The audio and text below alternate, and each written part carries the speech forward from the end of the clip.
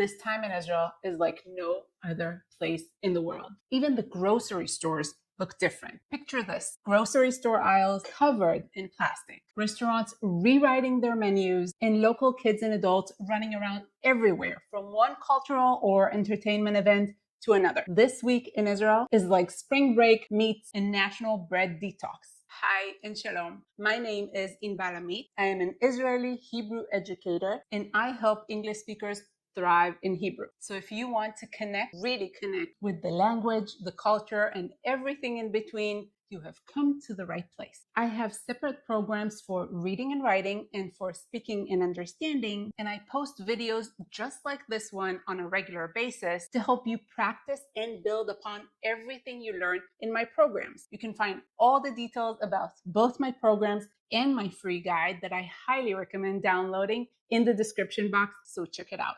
Passover, in Hebrew, Pesach, is here, and it kicks off one of the most unique times in Israel, something you won't see anywhere else in the world. And today we are going to take that journey in Israel in Hebrew, starting in chronological order with the Seder. Seder is the Hebrew word in modern Hebrew for order. And the Seder, or as we call it in Hebrew, Leil HaSeder, meaning the Seder night, Leil HaSeder, happens on the eve of Passover, which starts the whole thing, the first night of Passover, the eve of Passover. So in modern Hebrew, Seder means order, and in the context of Passover, the Seder night is a big family gathering where we read the Haggadah, a book that guides us through the Exodus story and the rituals of the Seder night, all purposed to be educational and entertaining so that the Exodus story will be told generation after generation. Very smart program, if I may say so myself, as an educator. That is all in the Haggadah and in the Seder night. We read, we sing, we go through the rituals, and of course, we eat, and we eat a lot. But spoiler alert, that is only the beginning, and the entire week that follows takes on a completely different energy. The day after Passover Eve, in Hebrew, Erev Pesach, which we also call Seder, Leil HaSeder, the Seder night, or Seder Pesach, Passover Seder, all referring to the same family gathering, the same holiday dinner. The day after is the date of the holiday, the day of Passover, Pesach in Hebrew. After that day comes something uniquely Jewish, which is called Chol HaMoed. Chol HaMoed.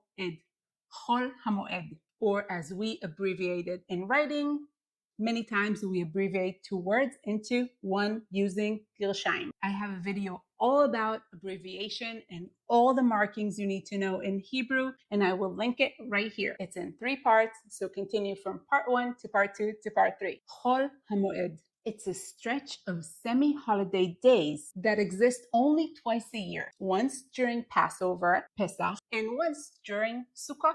You're technically not supposed to work, but you're also technically not supposed to. Welcome to Jewish law. The term Chol HaMoed conveys the mix of that time between regular days, as Yom Chol is the term used for a regular day, a day that is not a holiday and not a holy day. It is a mundane day, Yom Chol. So the Chol in Chol HaMoed refers to a regular non-holiday day, while the Moed in Chol HaMoed refers to a day that is holy, a day that is a holiday. You may know Moadim L'Simcha, referring to joyful holidays. Moadim is the plural form of Moed, Chol HaMoed, regular day, holiday day, a mix of both. And in Israel, Chol HaMoed is basically spring break meets national holiday reboot. Schools are closed, government services and offices shut down, and Israelis are either vacationing abroad or all around Israel.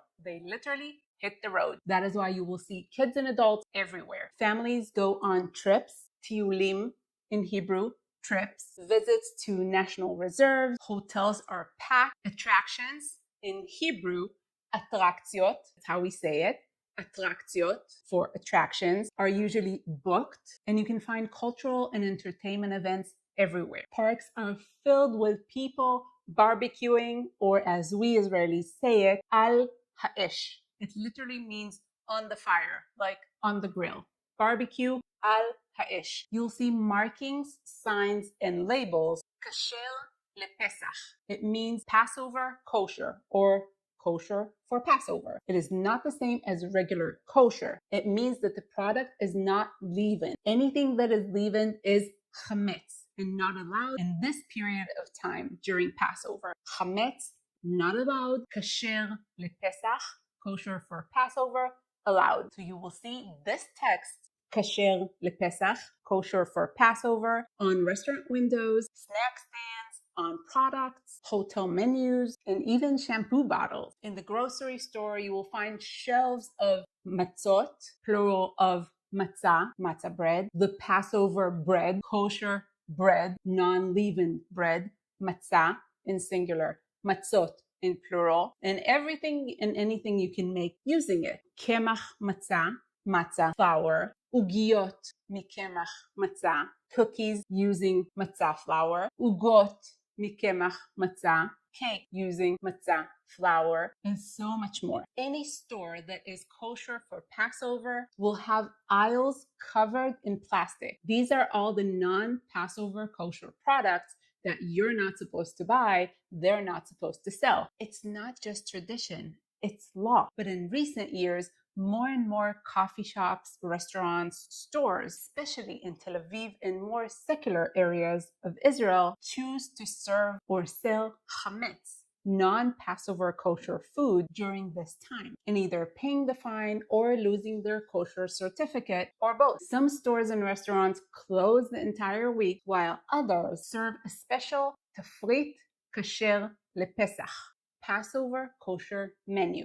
Tafrit kasher lePesach. Hotels are usually Passover kosher and they go all out. Some host Seder nights for hundreds of people. Others switch their entire kitchen for that week, certified and inspected for Passover kosher kitchen. But it's not all religious. You have Seder nights in kibbutzes, kibbutzim, that are usually very secular, in army bases, and even city halls. And the vast majority of Israelis, from secular to religious, gather and celebrate Passover because it's our story, not just of faith, but of identity. The exodus from Egypt, Yetziat Mitzrayim in Hebrew, the leaving of Egypt, the exiting from Egypt, Yetziat Mitzrayim, is more than just a biblical tale here. It's a metaphor for everything, from slavery to freedom. In Hebrew, chofesh, in a more modern conversational Hebrew, chofesh,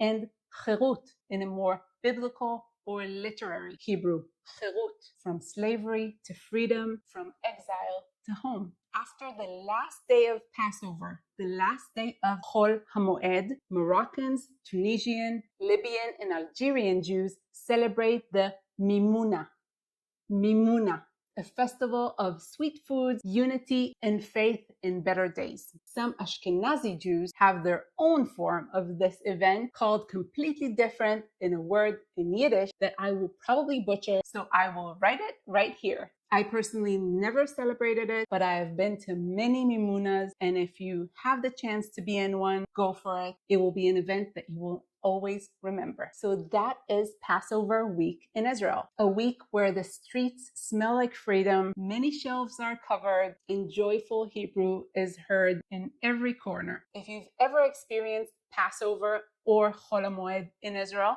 or you are experiencing right now because it is starting this week, write me your experience in the comments. And if you want to keep learning Hebrew in a way that is meaningful, practical, and just plain rewarding, subscribe to my channel and check out my free guide and my programs in the description below. Chag Pesach Sameach, happy Passover holiday, and I will see you in the next video.